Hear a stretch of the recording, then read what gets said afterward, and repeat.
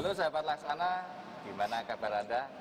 Nah, sahabat Laksana udah nonton kan tentang bis yang ada di belakang saya yang diunggah beberapa hari yang lalu. Sampai saat ini, waktu kita ambil video ini, sahabat Laksana sudah ada 12.000 viewers dan banyak sekali komentarnya, banyak pertanyaannya yang pengen tahu lebih banyak tentang bis listrik buatan karoseri Laksana ini.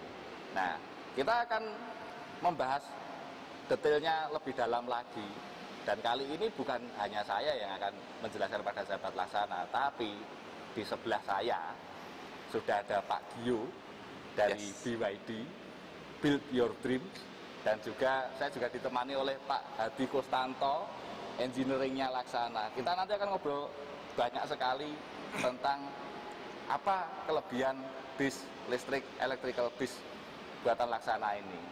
Nah, Pak Gio mungkin bisa diceritakan pada sahabat Laksana tentang BYD itu apa sih Pak? Kemudian keunggulan dari produk yang dimiliki oleh BYD ini apa Pak? Ya. Selamat siang, terima kasih Mas. Selamat siang sahabat Laksana, saya Gio, saya mewakili BYD Indonesia. Nah, kalau BYD sendiri betul apa yang Mas bilang, kepanjangannya adalah Build Your Dream. Jadi kami adalah perusahaan manufacturing. Tadinya kita bikin baterai. Kita berasal dari Cina. Kita bikin baterai dari tahun 95, terus kemudian masuk ke industri mobil tahun 2003. Itu dari 2003 kita kebanyakan memang bikinnya mobil kendaraan listrik semua. Karena kita produsen baterai, kita bikin listriknya dan motornya. Nah, sekitaran 2008 kita baru mengupgrade atau memproduksi mobil atau bus listrik pertama di 2008. Ya. Gitu. Nah, apa sih keunggulannya dari bus listrik kita ini? Memang bus listrik kita ini dikenal sebagai bus dengan yang kapasitas baterainya besar. Kalau yang di belakang kita ini kapasitas baterainya sekitar 348 volt. 348 kVA, ya. Jadi daya serap energinya baterainya itu cukup besar sehingga mampu menempuh jarak sekitar 250 km. 250 km sekali pengecasan penuh. Full ya Pak ya? Ya, dalam satu pengecasan penuh kita dapat menempuh jarak 250 km. Gitu ya Pak ya. Nah, jadi ternyata BYD itu bermulanya dari produsen baterai. Produsen baterai bisa bikin kendaraan dari mobil kecil, bahkan sekarang merambahnya ke bis gitu. Ya. Dan ini benar-benar, mungkin kalau sahabat Laksana dulu waktu kecil pernah punya impian kapan ada bis elektrik, kapan ada mobil listrik. Nah, ini sekarang kita wujudkan bersama BYD Build Your Dream. Jadi benar-benar yang bermula dari mimpi itu bisa diwujud nyatakan gitu. Nah, kemudian kalau tadi kapasitas baterainya berapa Pak? 348 kV. Ya. Nah, ini untuk chargingnya itu gimana Pak? Nah, kalau untuk charging sendiri seperti pada alat elektronik pada umumnya, kita membutuhkan aliran listrik pasti. Kemudian untuk kendaraannya kita sudah punya soket untuk nge-charge seperti handphone sebenarnya Mas. Ya. Ada soket chargingnya gitu ya. Tapi nggak bisa buat nge-charge HP ya Pak? Nggak bisa Pak, meledak HP-nya nanti Pak. HP-nya. Hanya perbedaannya kalau untuk di bus kita harus punya, atau di kendaraan listrik pada umumnya kita harus ada alat lagi yang namanya charging station. Nah, charging station inilah yang akan menyalurkan listrik dari pusat PLN menuju kendaraan. Gitu. Jadi nggak bisa sembarang langsung umpama aku punya colokan mau tak colok langsung di rumah, belum tentu bisa. Nggak kuat nanti listriknya di rumah. Karena memang karena memang ada alatnya lagi yang kita sebut charging station, itulah yang akan mengalirkan dari listrik PLN menuju kendaraan. Kemudian untuk charging station itu sendiri ketika waktu pengisian itu butuh waktu berapa lama Pak kira-kira Pak? Nah, kalau charging station ini yang kita punya, kita kan arusnya AC nih. Kalau arus AC itu memang membutuhkan sekitar 4-6 jam. 4-6 jam? Ya, untuk mengisi charging secara baterai secara penuh. Kemudian dari pengisian 4-6 jam itu tadi, baterai penuh bisa menempuh 250 Betul, 250 km. Gitu. Kemudian kedepannya pasti kan ini harapannya kita bis listrik ini akan bisa beroperasi banyak di Indonesia ya Pak ya? Iya. Untuk kesiapan charging stationnya sendiri ke depan bagaimana Pak? Oke, kalau kita dari BYD sebetulnya setiap pembelian unit ini kita sudah menyiapkan charging stationnya.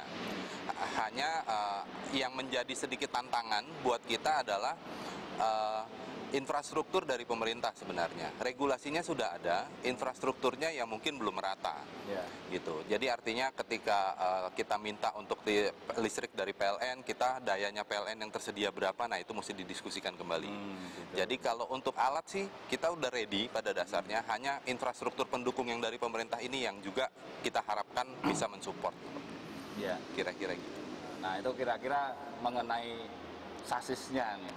Nah kita pengen ngerti nih dari Laksana nih Pak Hadi Kustanto nih, tantangannya untuk bikin bis ini gimana Pak Hadi? Karena kan selama ini mungkin karoseri di Indonesia terutama Laksana itu kan selama ini kalau bikin bis itu kan sasisnya dari sasis engine diesel.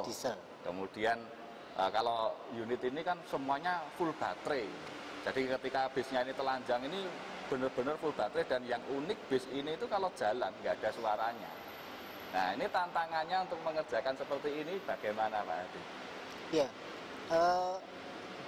bis listrik ini baru kita bikin pertama kali di Laksana.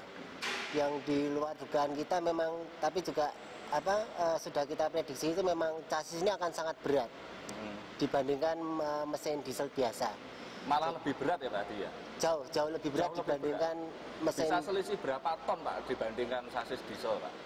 Dengan tipe yang setara? Mungkin di angka 30% kali ya. 30% lebih berat ya? Jadi tantangannya buat kita yang paling krusial itu gimana kita mendevelop karoserinya jauh lebih ringan daripada bis-bis yang biasa kita bikin.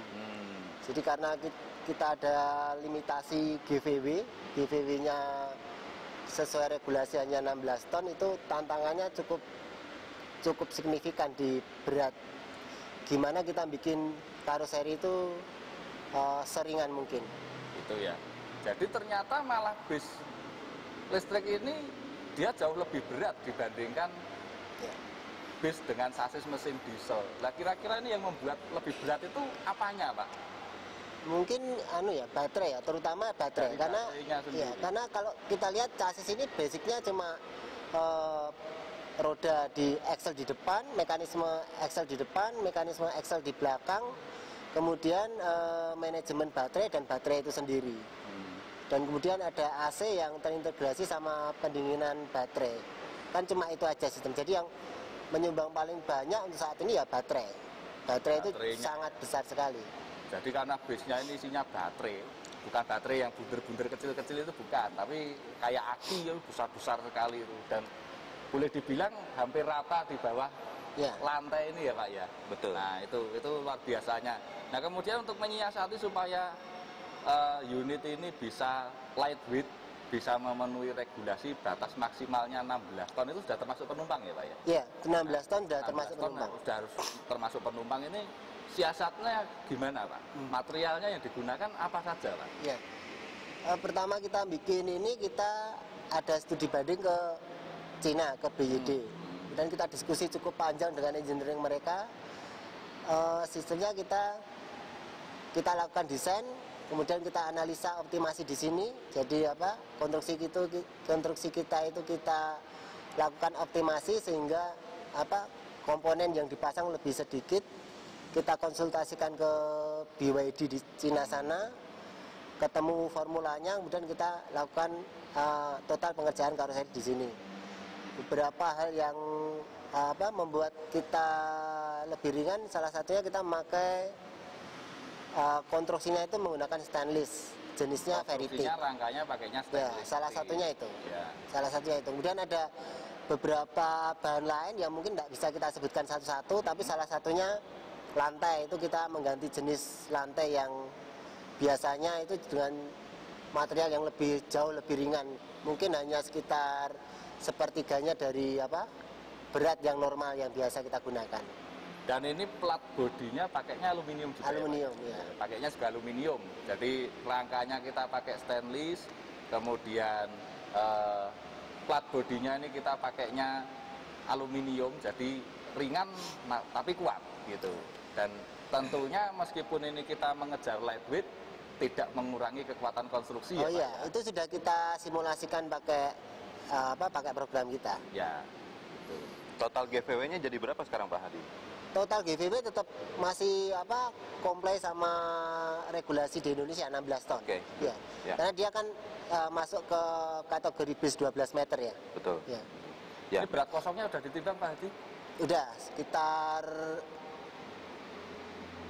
13 ton lah, 13 Ya, ton. ton. Berarti kalau untuk pengakomodir penumpang itu masih ada 3 ton. di sekitar 3 ton. 3 ton. Satu penumpang dihitung kan 60 orang. Rata-rata Ya, 60. jadi kurang lebih bisa memuat secara teoritis 50 orang. Berapa Pak? 50 ya. 50. 50 itu duduk dan berdiri. Betul, Ya. duduk dan berdiri. Nah kan mungkin kalau bis ini nanti peruntukannya untuk bis kota itu bisa lebih. Ya. Biasanya bisa sampai 80 bahkan mungkin 100 orang. Gitu, karena berdiri juga ya Pak ya. Dan tapi ini tadi kita masih ada spare sekitar 3 ton untuk mengangkut penumpangnya. Gitu. Nah, kemudian Pak kembali lagi ke Pak Gion nih, Pak. Yes. After sales-nya kendaraan ini setelah nanti akan dipasarkan, setelah diterima oleh customer dan dioperasionalkan, untuk layanan purna jualnya bagaimana Pak? Oke, jadi BYD sendiri di Indonesia beroperasi itu kita punya partner yang namanya Bakri Auto Parts. Nah, partner kita inilah yang akan menghandle semua kegiatan after sales-nya BYD bus listrik di Indonesia. Jadi mulai dari technical, perbaikannya, terus kemudian secara utuh ya, dalam artian motor, baterai, dan lain sebagainya itu dari mereka untuk perbaikan. Terus ketersediaan spare part juga mereka yang akan siapkan.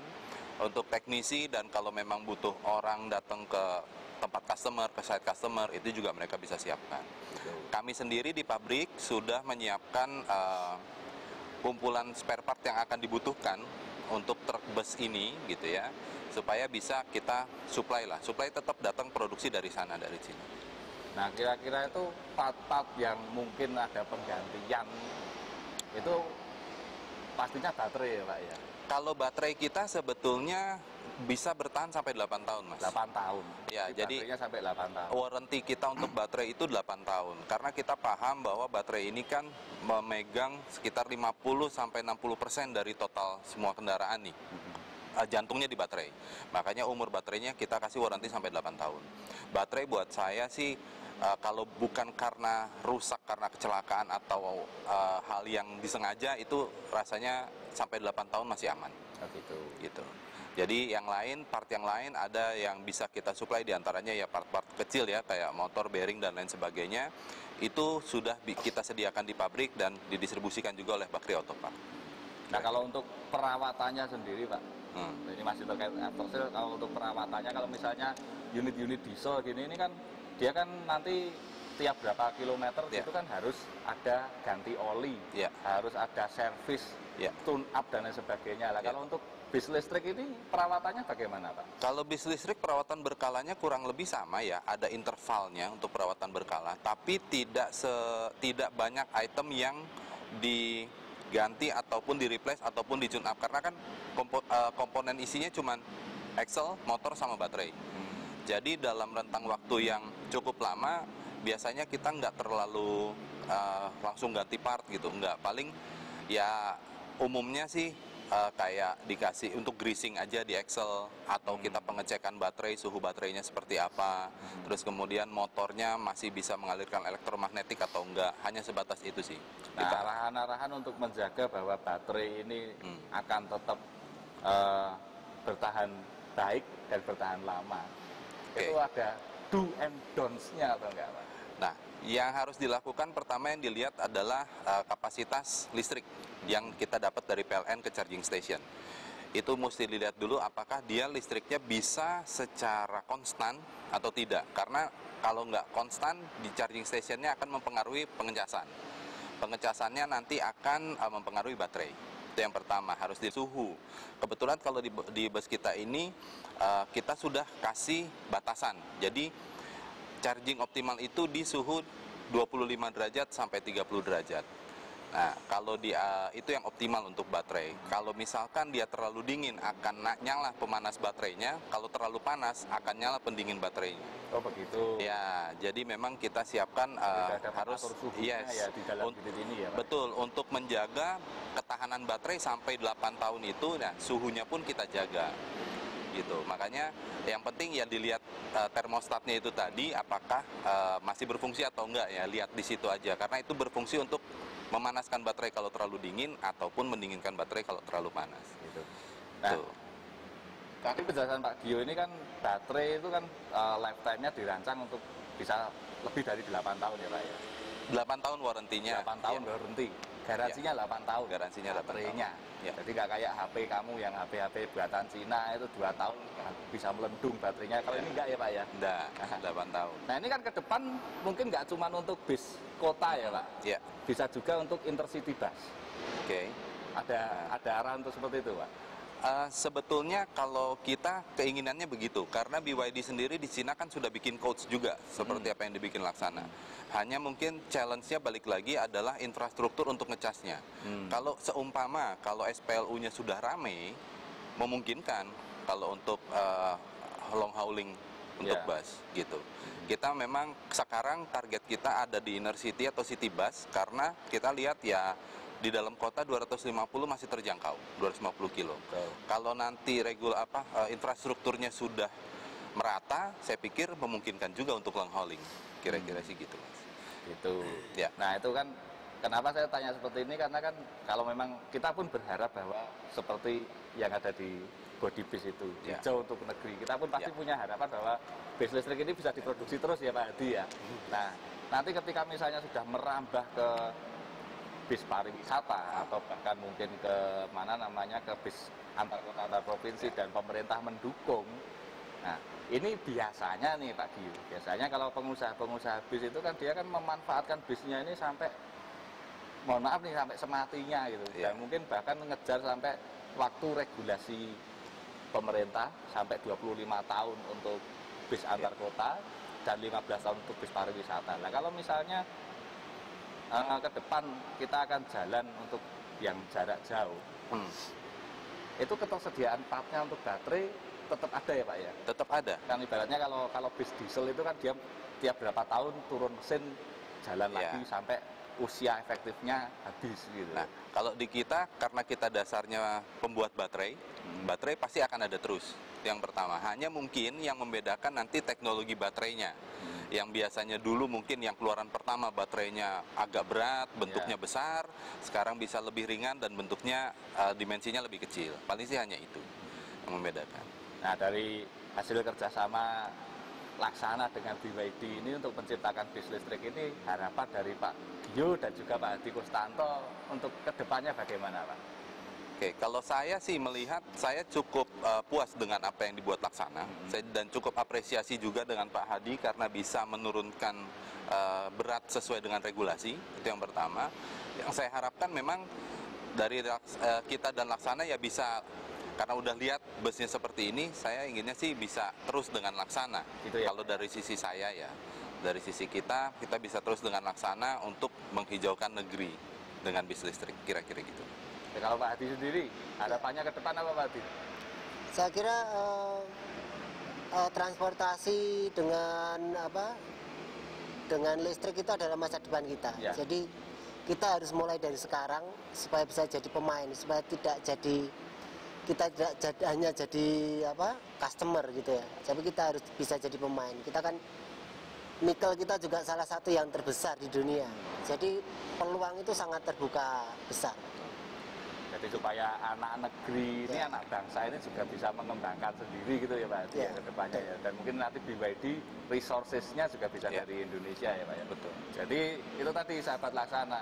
Kalau kita dulu pernah bermimpi dunia ini kendaraan-kendaraan itu pakai listrik, kita sudah mulai mencoba mengaplikasikannya dan kita sudah mewujud nyatakan. Tinggal bagaimana ke depannya. Karena apa yang kita impikan itu tidak ada yang mustahil, semuanya bisa diwujudkan. Build your dream and laksanakan. Terima kasih sudah menyimak obrolan kita hari ini. Sampai jumpa.